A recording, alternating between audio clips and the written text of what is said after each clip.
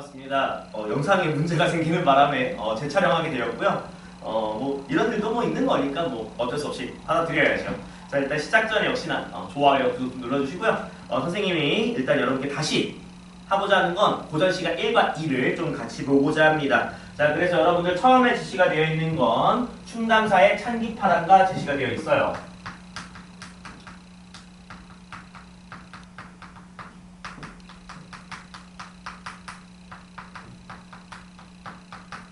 그래서 여러분들도 뭐 이제 아시겠지만 보통 내신에서는 이제 뭐 향가의 어떤 특징이나 이런 것들도 같이 종합적으로 얘기해 볼 수 있을 것 같은데 뭐 이제 고3 때는 사실 그런 게 중요하지 않습니다. 이제 내용적으로 우리한테 뭘 줄 수 있을까를 판단하셔야 되겠죠. 자, 그래서 여러분들이 잘 아시겠지만은 이 작품은 이제 우리가 이렇게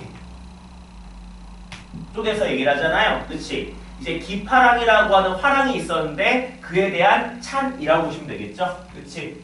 그래서 얘 같은 경우에는 이제 우리한테 이 기파랑에 대한 일종의 어떤 추모, 그 다음에 이 기파랑에 대한 일종의 예찬적 태도를 중심으로 여러분께 얘기해 볼 수가 있는데 아마 이제 학교 내신으로 들어가게 되면 조금 더 이제 좀 약간 뭐랄까 디테일을 요구하시는 선생님들은 이 해석이 두 가지잖아요. 그래서 우리 김한진 선생님 버전이랑 그 다음에 양주동 선생님 버전이 있는데 지금 여기 실려져 있는 거는 이제 김한진 선생님 버전이에요. 그래서 아마 내신 때는 양주동 선생님 버전을 끌고 와가지고 설명할 수도 있다. 이 정도고요. 자, 일단 우리가 볼 거는 이제 김한진 선생님께서 보셨던 내용이기 때문에 선생님이 그런 점들을 좀 살려가지고서 한번 해설을 한번 해보겠습니다. 자, 좀 더 묶어볼게요.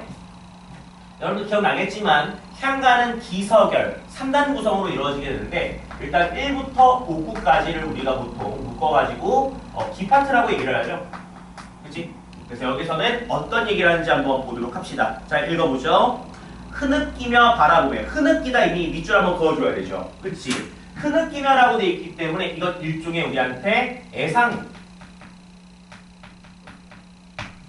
줄 수밖에 없는 상황이죠. 그래서 이 예상감은 여러분 알겠지만 바로 기파랑의 죽음이죠. 그래서 기파랑의 죽음에 대한 안타까움을 우리한테 끌고 들어가면서 바라본대요. 무엇을요? 이슬 밝힌 달이라고 되어 있죠. 달에 한번 동그라미 칠까요? 여러분들. 현재 이 달이라고 하는 것은 우리 시적 화자가 이제 바라보고 있는 대상 중에 하나가 될 건데 이 달은 밝다라고 되어 있으니까 일단은 시각적인 이미지를 가지고 있고 이거는 일종의 기파랑의 어떤 고매한 인품 정도로 번역합시다.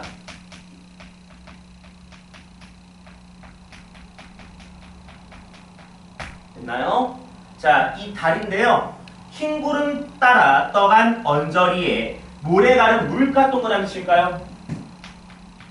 자, 물가도 이제 기파랑의 인품과 연관성이 있는 내용으로 우리가 번역을 하면 되겠죠? 그치? 혹은 기파랑의 모습이라고도 할 수도 있어요, 여러분들. 자, 모래 가른 물가에 나오죠. 기랑의 모습 이올시, 기파랑의 모습이구나 라고 얘기하면서 수풀이여 라고 얘기를 하고 있어요. 수풀도 동그라미 칠까요? 그죠?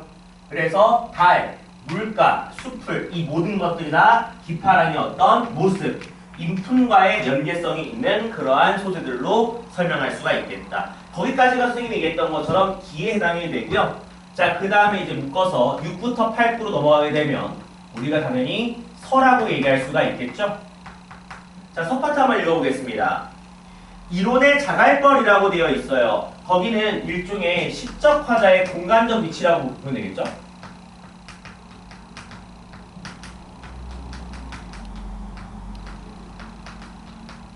이론의 자갈벌에서 이어서 난, 기파랑이 지니시던 여기 밑줄 마음의 끝을 쫓겠습니다라고 얘기하면서 이건 일종의 기파랑에 대한 흠모, 일종의 예찬적 태도라고 얘기할 수가 있겠죠.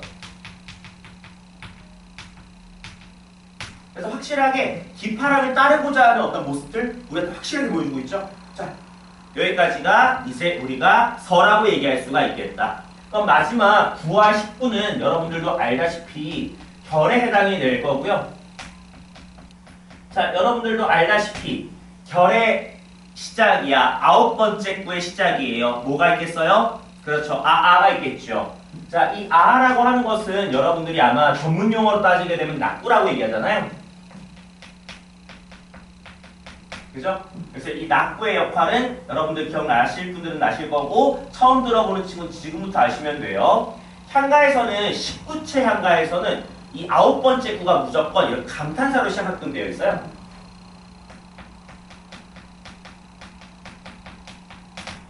얘가 이제 어떤 역할을 할 수 있냐면은 얘가 이제 시상의 집약이라든지 일종의 전환의 역할을 우리한테 해줄 수가 있는데 요게 이제 나중에 시조의 종장에 들어가는 케이스잖아요. 그래서 여러분한테 일단 이렇게 시작하면서 내용 한번 찍어보겠습니다. 잣나무 가지 동그라미요.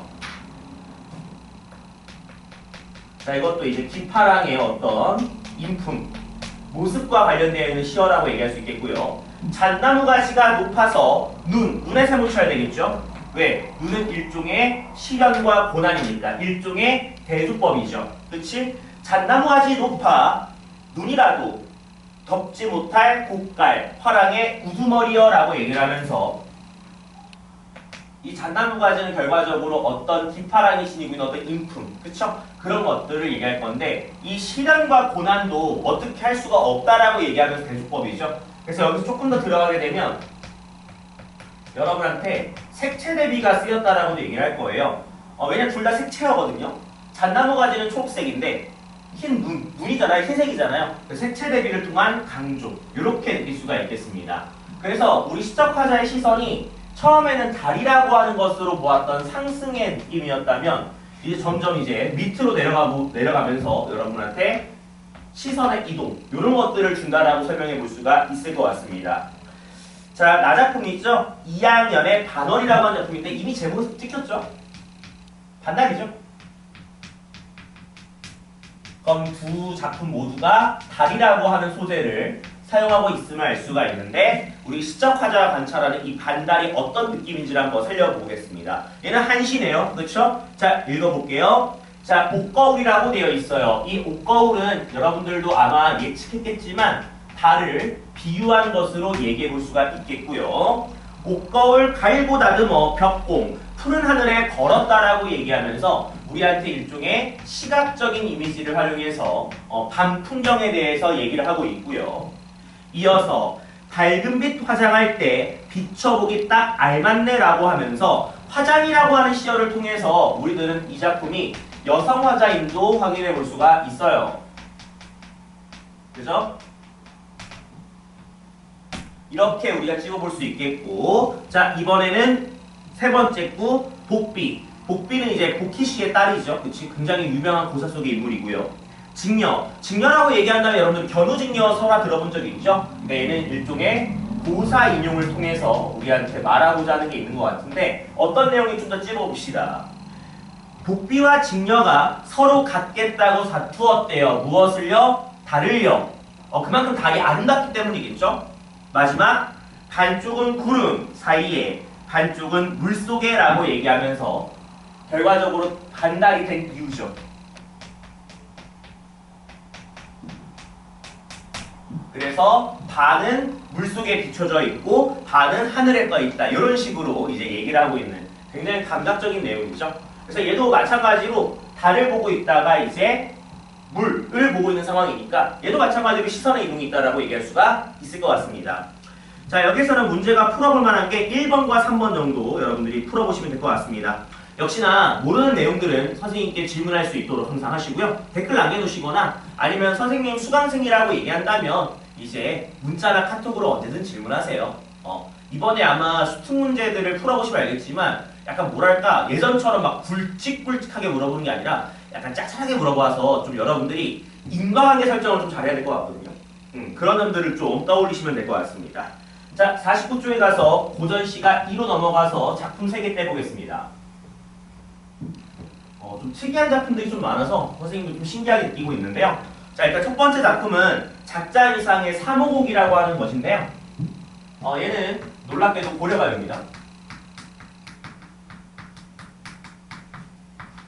그래서 고려가요답게 중간에 보시면 위 두덩덩성이라고 이제 후렴구가 들어가 있는 거 보이시죠? 그치?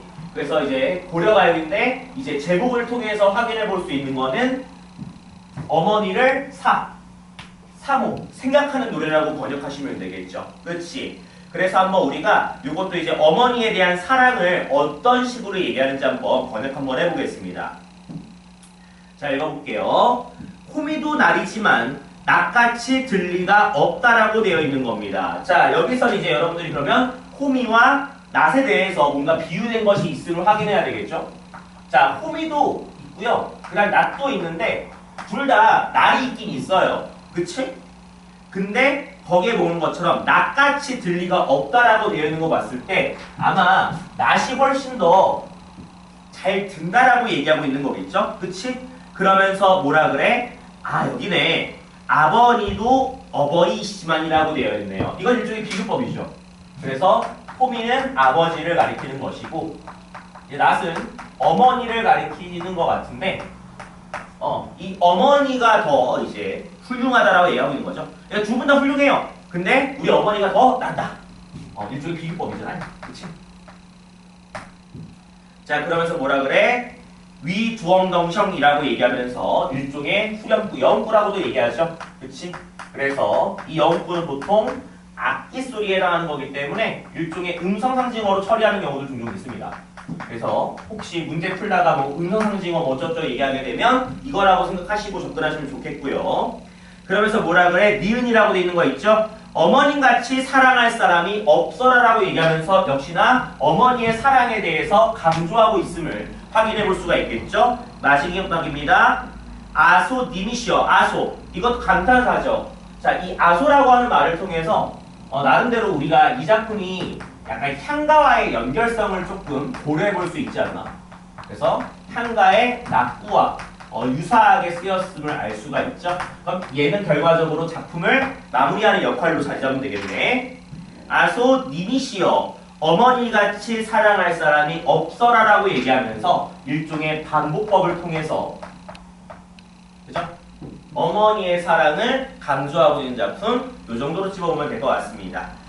자, 그 다음에 이어서 한시죠. 문춘의 오관상이라고 하는 작품입니다.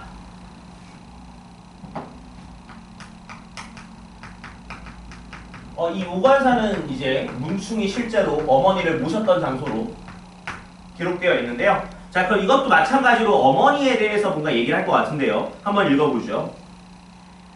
나무 조각으로 작은 당닭을 만들어 집게로 집어 벽에 회에 앉혔네라고 되어 있어요. 자, 여기까지 한번 끊어보면 알겠지만 나무 조각으로 닭을 만든다라고 되어 있기 때문에 이건 일종의 역설적 인식이죠. 불가능한 상황을 설정했음을 확인해 볼 수가 있습니다.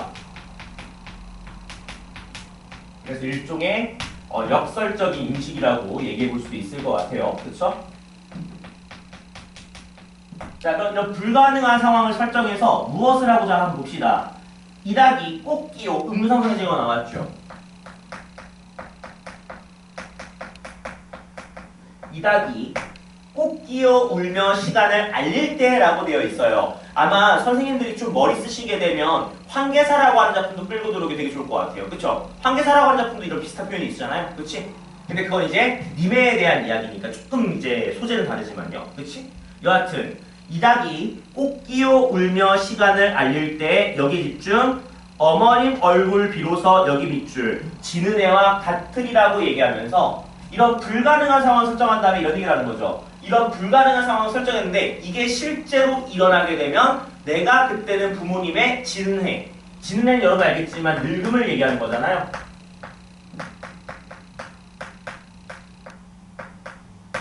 늙음을 인정하겠다라고 얘기하고 있는 거잖아요. 그치?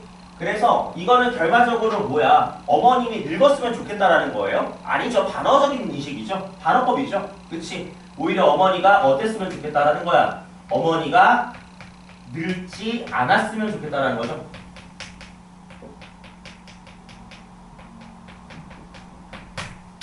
그래서 우리한테 오히려 반어적인 인식을 보여주는 그러한 내용이죠. 그래서 우리의 시적 화자의 어떤 간절한 소망 정도로 번역할 수 있지 않을까요? 그렇죠? 그만큼 이제 부모님이 안 늙었으면 좋겠다라고 하는 거니까, 그렇죠? 여러분 이 정도 떠올릴 수 있을 것 같습니다. 자, 마지막으로는 오른가라고 하는 작품이고요. 얘는 놀랍게도 오랜만에도 보는 편 나와서 선생님을 좀 피곤케 하는 것 같군요. 선생님이 개인적으로 좋아하지 않는 갈래인데요. 제목은 오른이라고 되어 있으니까 뭔가 이제 효, 충 이런 것들 얘기하는 건데 오랜만에 보는 편 이거예요. 광경극 어떠합니까? 아마 여러분들이 얘를 보통 만나게 될 때 경기체가라고 들어본 적 있죠? 그래서 보통 여러분들이 이제 2학년 때 문학을 배웠을 때 보통 이제 고려시대 때 문학을 하게 되면은 이제 운문으로 뽑게 되면 이제 고려가요, 한시, 경기체가 이렇게 많이 뽑는데 보통 이제 고려가요의 대척점에 있는 것을 우리가 경기체가라고 얘기하는데 이 경기체가는 신진사대부들이 보통 썼던 내용들이죠. 그래서 한자어가 되게 많아서 약간 현학적이기도 하고요. 그렇죠? 현학적. 어렵다는 뜻이죠. 그 다음에 얘네들이 약간 초기 형태가 약간 자신들의 어떤 학문의 경지에 대한 어떤 자부심? 그 다음에 자기 자랑? 이런 것들이 좀 많았어가지고서 이제 문학성이 있냐 없냐 가지고도 맨날 싸우는 내용이죠. 근데 이제 이런 경기체가임에도 불구하고 뭔가 효와 관련된 유교적인 가치관과 관련된 이야기를 썼다. 이 정도로 번역하면 수가 있을 것 같아요. 그래서 여기서 강조하고자 하는 유교적 가치가 무엇인지를 우리가 한번 뽑아보도록 합시다. 근데 이미 결정이 됐어요. 다죠? 아버지는 하늘이요 어머니는 땅으로서 나를 낳으시느라 애쓰셨도다 라고 되어 있어요. 즉 여러분들 알겠지만 이거는 부모님의 어떤 고생, 사랑을 얘기하는 거죠. 그죠?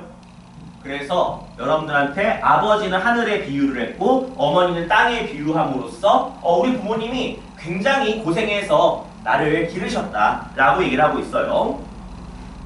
이어서요. 젖으로 기르시고 이건 어떤 육체적인 도움이죠. 의리를 가르쳤다. 이건 정식적인 측면이죠. 여기 밑줄 큰 은혜를 갚으려네 라고 얘기하면서 일종의 이것도 나의 소망이자 영원이죠. 그치? 부모님께서 나를 고생해서 길러내셨기 때문에 나도 그렇게 하고 싶다. 그죠? 이렇게 얘기를 하고 있어요. 오랜만에 보는 거네요. 대밭에서 눈물을 흘리니 죽순이 나고 얼음을 두드리니 고기가 튀어올라라고 얘기하면서 이 두 가지가 모두 고사가 열거되어 있는 형태인데요. 다 이 고사들은 효와 관련된 엄청나게 유명한 고사들이죠. 이런 고사 속의 인물들이 효를 행하였는데 이어서 지극한 정성, 귀신을 감동시킬 정도라고 얘기하고 있는 거죠. 그러면서 뭐라 그래? 감탄하죠? 영상법이죠. 늙은 부모, 복량하는 광경, 그 어떠합니까? 라고 얘기하면서 일종의 이런 고사 속의 인물들에 대한 예찬이죠. 이렇게 부모님께 효도하는 모습 얼마나 멋있습니까? 오케이? 됐어요? 이어서 증산 민자 두 선생의 요 분들은 여러분들 밑에 달려있지만 공자의 제자들입니다. 증산 민자 두 선생의 혼정신서 이거 밑에 나와있죠. 효를 뜻하는 한자성어로 많이 나오죠. 효하는 광경 그 어떠합니까? 라고 얘기하면서 이것도 마찬가지로 고사 속의 인물들에 대해서 와 이거 얼마나 훌륭한 모습입니까? 라고 얘기하고 있는 것이죠. 그치? 그만큼 여기에서는 바람직한 효라고 하는 것이 무엇인지를 우리한테 강조하고 싶은 거라고 번역하시면 좋을 것 같아요. 그러니까 이제 앞으로 우리들이 이렇게 살아야 되지 않을까라고 하는 식으로 얘기하고 싶은 내용이라고 보면 되겠죠. 자, 이 정도로 보면 될 것 같고요. 여러분들이 그래서 1번 문제 좀 잘 풀어보면 좋겠고 2번 같은 경우가 진짜 약간 지역적이다라고 할 때까지 약간 물어볼 수 있는 내용인데 다시 한번 얘기하지만 인과관계를 좀 살리세요. 알겠어요? 자, 51쪽에 보면 김상용의 오륜가라고 하는 작품인데 이게 유명하죠? 그치? 그래서 요거까지만 본 다음에 한번 마무리 한번 지어보겠습니다.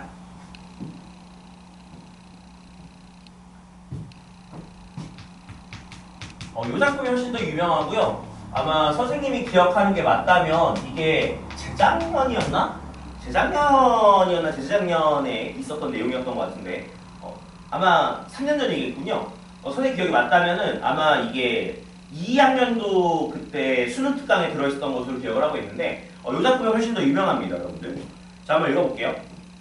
어버이 자식 사이 여기밑줄 하늘이 삼긴 메이크죠. 만들어진 지친 인연이라고 얘기하고 있는 것이죠. 그러니까 결과적으로 이거는 일종의 문명론적 태도인데요. 부모와 자식의 관계가 다 하늘이 이어졌다라고 보고 있는 것이죠. 그치? 그래서 아까 여기에서는 단순하게 아버지를 하늘이라고 비유를 한 건데 여기서는 좀 하늘이라고 하는 존재를 조금 더 다르게 해석을 하고 있는 거죠. 일종의 뭐 하늘이라고 하는 존재, 일종의 절대자잖아요. 이 절대자가 만들어준 인연이라고 얘기를 하고 있고요. 이어서요. 부모 곧 아니면 이 몸이 있을 수가 있겠는가라고 얘기하면서 서리법을 통해서 부모가 있어야지만이 나라고 하는 존재가 있지 않느냐. 조금 더 들어가 보죠. 까마귀와 까치도 반포, 효를 하는데 너네들도 여기 밑줄 부모 효도 하여라라고 얘기하면서 어떤 효의 당위성을 얘기하고 있죠. 그래서 사람들한테 효를 행할 것을 당부하고 있다. 이 정도로 번역하시면 될 것 같습니다. 자, 여러분들 이 정도 확인해 보시면 될 것 같습니다. 자, 이제 뒤에서부터는 고전시가 이제 가사가 들어갈 건데요. 이 가사가 사실 선생님이 비교해 봤을 때는 예전 수특에 비해서는 좀 길게 들어가 있어요. 어떻게 보면은 나름대로 이제 EBS에 있는 작품들을 조금 더 수능에 연기하겠다 라고도 번역할 수 있는데 좀 반대로 얘기하게 되면 그만큼 작품이 없었나? 라는 생각이 들겠지만 일단 좀 길기도 하고 해석의 어떤 모호성들이 좀 많습니다. 그래서 선생님이 그에 알맞게끔 여러분들 계속해서 가르칠 수 있도록 준비할 테니까요. 또 같이 한번 만나봤으면 좋겠습니다. 자, 역시나 좋아요, 구독 좀 눌러주시고요. 우리 정규 수업 때나 혹은 우리 영상을 통해서 계속 만나도록 합시다. 자, 듣느라 고생했어요.